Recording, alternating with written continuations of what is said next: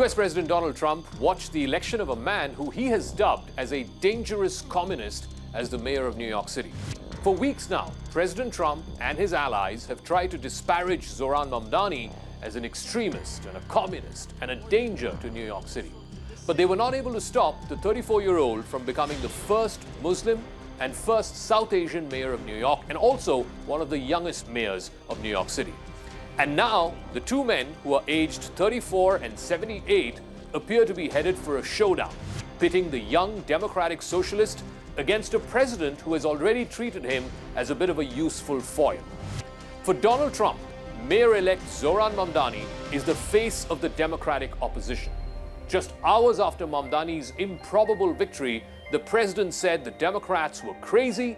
He painted Mamdani as the future leader of the Democratic Party, something which helps him position Mamdani as a useful idiot. Then a guy comes along, ping, ping. These people are crazy. And Mamdani, whatever the hell his name is in New York, no. He thinks it's wonderful to have men playing in women's sports. Trump's aides and allies acknowledged that Mamdani and New York City are likely to be the next targets of President Trump's attacks. But some also caution that Trump has a vested interest in New York's financial success because of his multiple real estate holdings in the city. The city underpins the Trump family business empire. And yet, President Trump has already threatened that he's going to withdraw federal money other than the very minimum that's required for New York City. Although legally, no president can hold back money which Congress has authorized to any state or city for that matter. When the administration has tried to withhold federal funds from cities over immigration or any other policy, it has consistently lost in court. Zohran Mamdani, for his part, also seems ready for that fight with Donald Trump. In his victory speech, he challenged Trump directly. He vowed to fight back against any federal effort that is made to meddle in New York's affairs. He even referred directly to Trump in his victory speech, asking him to turn the volume up. If anyone can show a nation betrayed by Donald Trump how to defeat him, it is the city that gave rise to him.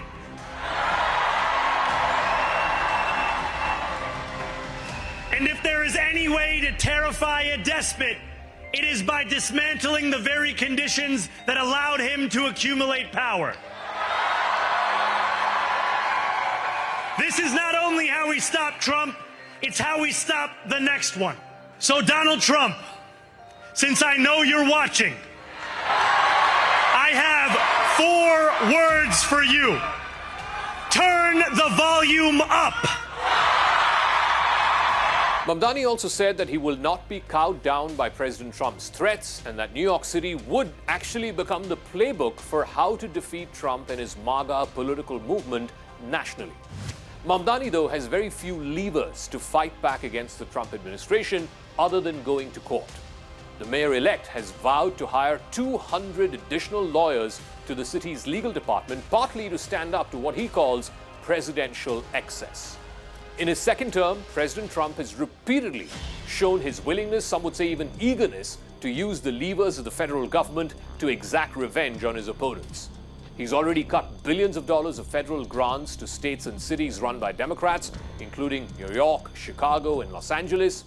He's also sent the National Guard to Democratic-run cities against their wishes. And he has instructed the Justice Department to prosecute his political opponents, including an Attorney General in New York. But there is a catch here.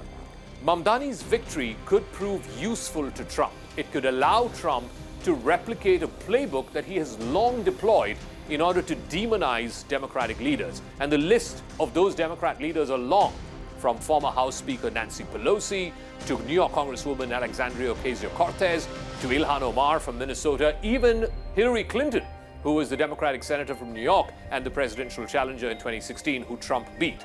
He has painted all of these Democrats as loony and crazy and extremist, only to further his political agenda. Since Zohran Mamdani won this surprise victory in the Democratic primary back in June, Trump and his allies have tagged Mamdani as the future of the Democratic Party. He's used this to appeal to his MAGA base in Middle America in a bid to show that Trump is the normal and Mamdani is the deviant. And the first issue of the showdown between Trump and Mamdani has been on the rights of transgenders.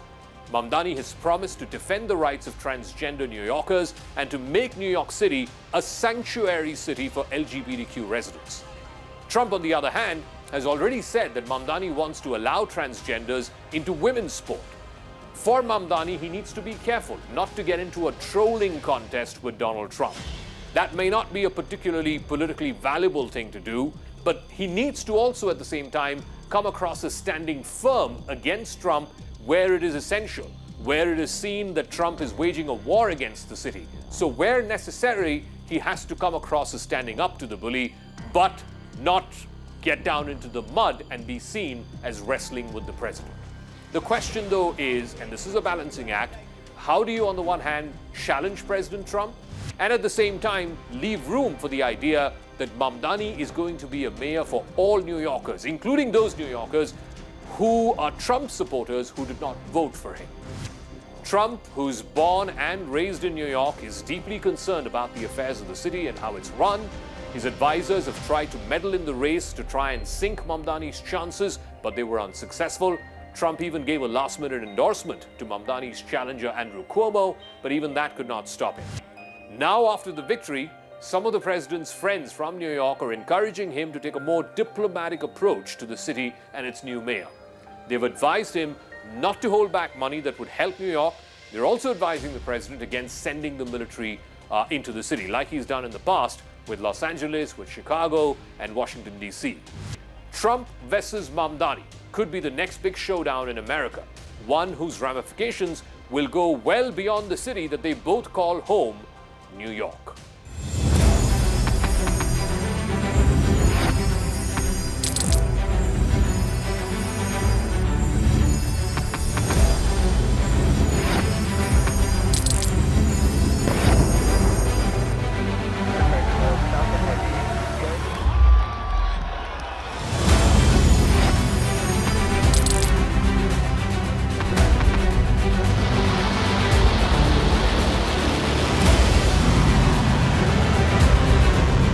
Fighting so long and so hard that they don't know what the they're doing.